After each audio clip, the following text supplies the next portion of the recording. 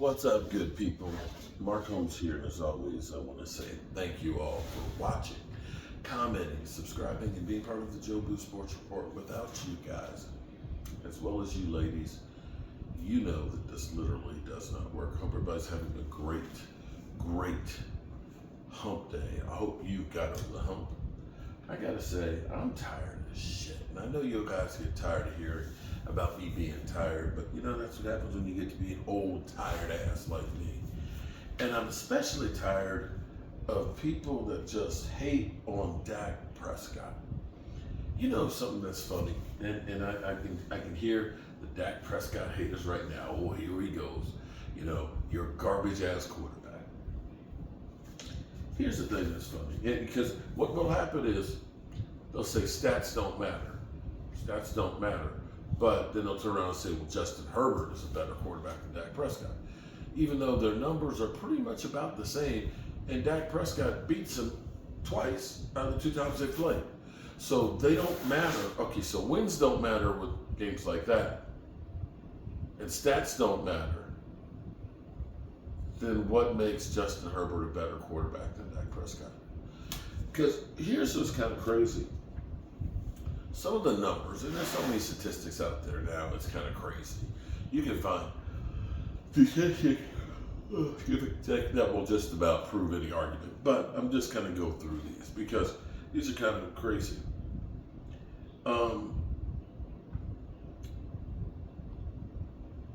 Dak Prescott, of all the quarterbacks in the NFL, is third in completions. I wrote these down. Third in completions at 70.2%. That means every time he throws the ball, 70.2% of the times, it's completed. And he's not throwing to guys like Tyreek Hill. But be that as it may. Here's another one that's kind of cray-cray. Dak Prescott on third down. Third down is the money down, right or wrong. That's the most important down, because third down, you need to get a first down. Dak Prescott is first on third down in the NFL with a 118.7 rating and completing 75.4% of his passes on third down. That's freaking insane. Here's another one. 3 home games this year. He's had 80 or more completion percentage. 3 straight games. He's the only player in the history of football to ever do that.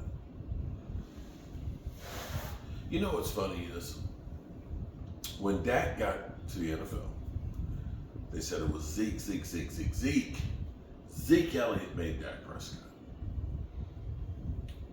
Well, if that's true, Zeke showed up the first playoff game we had against Green Bay. And after that, Zeke never showed up in playoffs, so maybe that is true. I don't know. But Zeke's gone. Then they said Amari Cooper made Dak. Actually, before that, they said Des Bryant and Jason Witten. But be that as it may, they said Amari Cooper made Dak. And Dak left. And we always say to the Cowboys, Dak's got so many weapons. Okay. And then we heard that Kellen Moore made Dak. You know, they said, oh my God, you can't get rid of Kellen Moore. Kellen Moore is incredible, play caller, offensive coordinator and everything else. Dak's going to miss him. We keep being told that Dak's going to miss. That Dak's going to fall off the salad truck when these people are gone. So Des went, Jason Witten went. Zeke's gone. Amari Cooper's gone. Kellen Moore's gone. Jason Garrett's gone. All these people have gone. And for those out there that say that we have great weapons, right now, the Cowboys have to be contemplating benching Michael Gallup. Michael Gallup, who is getting basically $12 million a year, is on pace for about 500 yards for this year, after only having 400 some last year. you don't look at that and say, right now, oh my God, he's an incredible weapon. Your number 2 receiver, Brandon Cooks, seems to be lost. He ain't had any kind of numbers of any distinction on this team either. You got CeeDee Lamb, who has been incredible, top 5 receiver, 5th right now.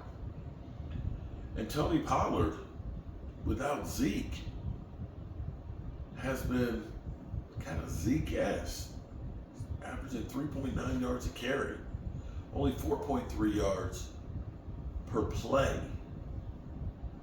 This was a guy who was dynamic last year. He was one of the 2 weapons we had. So we look at this, and right now, Dak Prescott is climbing up the ladder.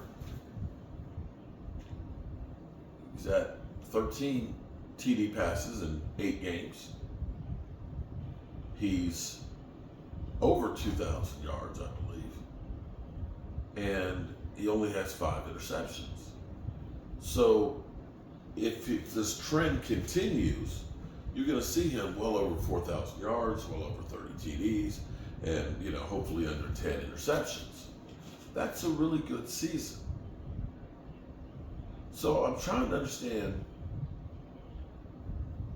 what more does he have to do to prove himself?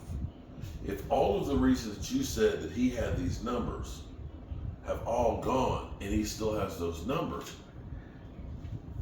and I'm not saying that we have Eagle weapons, best offensive line of football, A.J. Brown, Devontae Smith, Dallas Goedert, all those, and Swift and Gainwell and all these players.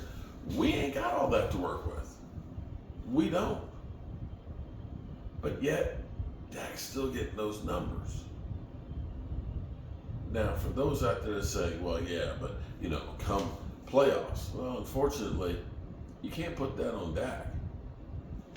You got to go back to Jerry. We get nicked up with some players, and then all of a sudden, boom, we don't have enough to compete. I get tired of it, man. But I will say this. Shout out to my man, Greg.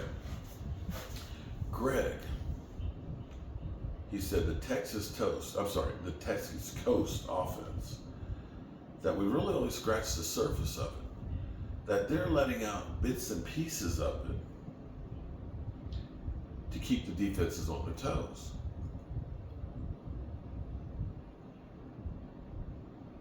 If that is the case, that's incredible, because that's what you want. You want to be playing your best football and keeping people on their toes at the end of the season. I'm interested this week to see how San Francisco comes out of the bye. I'm interested to see how we act with the Giants if we really jump on them. And there's still opportunities out here for the Cowboys, and they need to make the most of them. Giants, Panthers, Commanders, yeah. Well, the fire's almost gone. I'm kind of tired and kind of dirty, paint covered, man. I've been on the roof, painting left and right. I mean, pointing up brick. Been doing a lot of different things, and I'm beat. Just remember, good people, tell the people you love them. You might not get the chance again. And I love you guys. And God willing, I'll see you tomorrow.